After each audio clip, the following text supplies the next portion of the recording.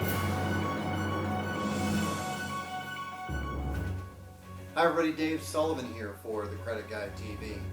I came across a LA Times article about how to improve your credit, and I was not surprised at the advice because it was not exactly the advice that I would give. And you've got to be very careful when you're taking your credit advice from the news media.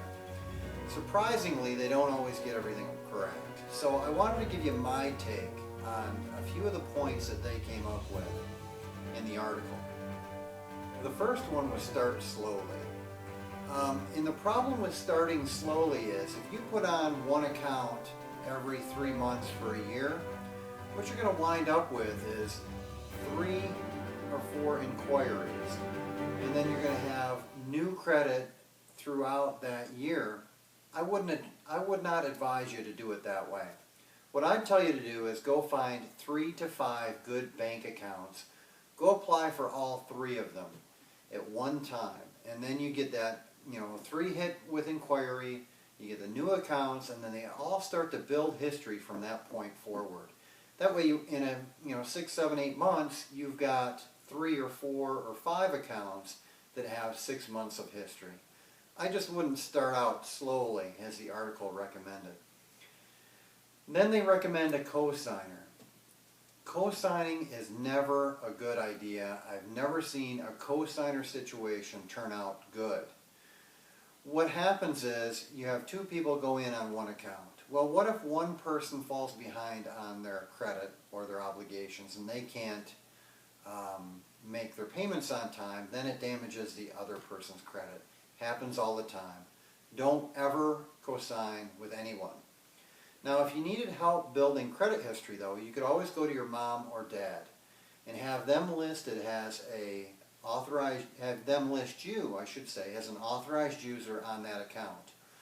That way you get an established account that's been around for a number of years reporting on your credit report.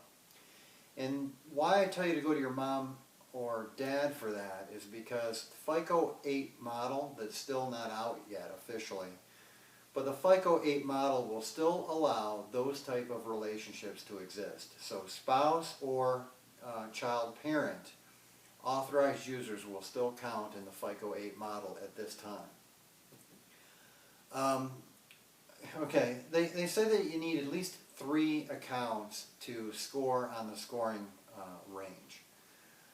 And that is actually incorrect. What you need is 1 account with 6 months of history.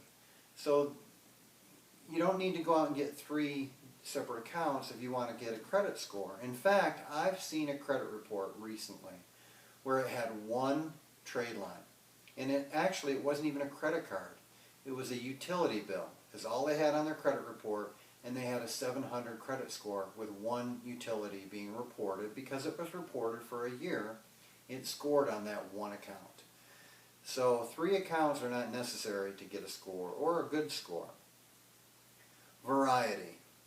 Variety of credit comes from the official word from FICO. And I can tell you that a lot of people quote variety, but it's overrated. You don't need a variety of credit to get a good credit score. It's kind of like a head fake. All you need is, like I said before, 1 account that's in good standing for 6, 7, 8 months. You're going to get a good credit score provided that's been paid on time. To go out and try and get a department store card, a bank card, an auto loan, a mortgage, you don't need all those things. I only have 1 credit card on my account and I have a good score. You don't need a variety of credit. I don't have an auto loan and I've got a few mortgages. That's it. And I have a good score. So variety is a head fake. Don't buy into it. Secured credit card, they do mention that. That is good advice. If you need help finding a good secured credit card, I did list one in this video. But what I would tell you, though, is look for a too big to fail bank, because those banks sometimes will take their secured card and roll that over to a regular credit card after a number of months, so that you maintain that credit history, which is the most important thing in a FICO score or credit score. you maintain that credit history for a longer period of time. Now, the last thing I want to talk about is, in the article they actually said that you should pay down your balances to 30%. And that's kind of like saying my favorite color is blue, alright? Really has no bearing on the scoring model. And I want you to watch this video right here. But really 5 to 9% is the ideal amount. So if you're at, all the way at the top, maxed out on your credit cards, not good. You want to work all the way down. Watch this video right here. It will tell you, it will further explain that for you, alright? Just wanted to clarify my take on the New York Times article about how to improve your score. As Dave Sullivan with the Credit Guy TV, you, with a little bit of me, we're going to change the credit industry. Thank you.